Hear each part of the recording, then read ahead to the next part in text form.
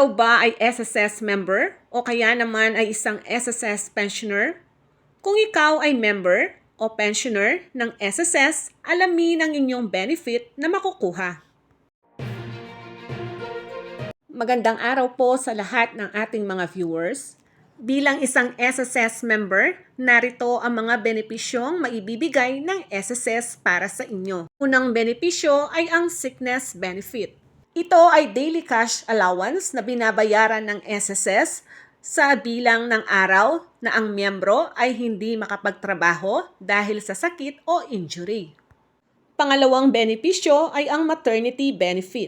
Ito ay daily cash allowance na ibinibigay sa mga female members ng SSS na hindi nakapagtrabaho dahil sa panganganak, miscarriage, emergency termination of pregnancy. Pangatlong benepisyo ay ang disability benefit.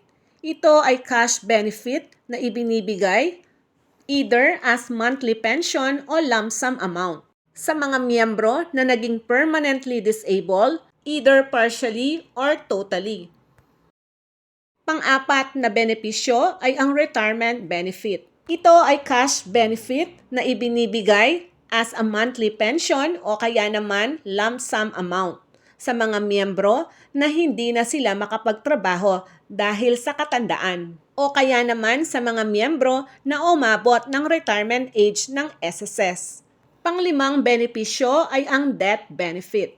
Ito ay cash benefit na ibinibigay ng SSS either as monthly pension or lump sum amount sa mga beneficiaries ng namatay na miyembro.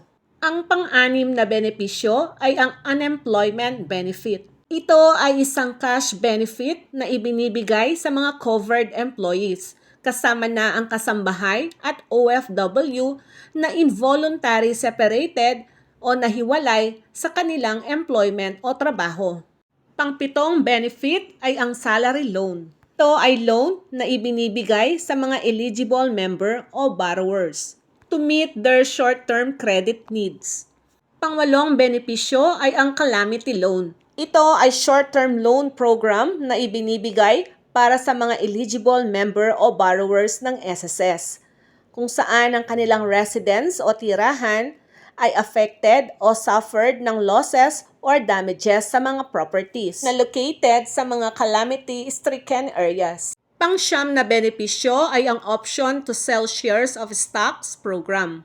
Ito ay programa na kung saan ang stock investment loan program or privatization fund loan program ng mga borrowers ay i-authorize ang SSS para ipagbili ang kanilang stocks. Proceeds nito ay gagamitin para bayaran ang kanilang loan. Bukod dito, ang mga miyembro na eligible, pwede silang sumali sa Workers' Investment and Savings Program. Ito ay makakatulong sa mga miyembro upang pataasin ang kanilang retirement savings dahil ito ay nagbibigay ng mas mataas na interes kada taon. Narito naman ang mga benepisyong makukuha ng isang SSS pensioner.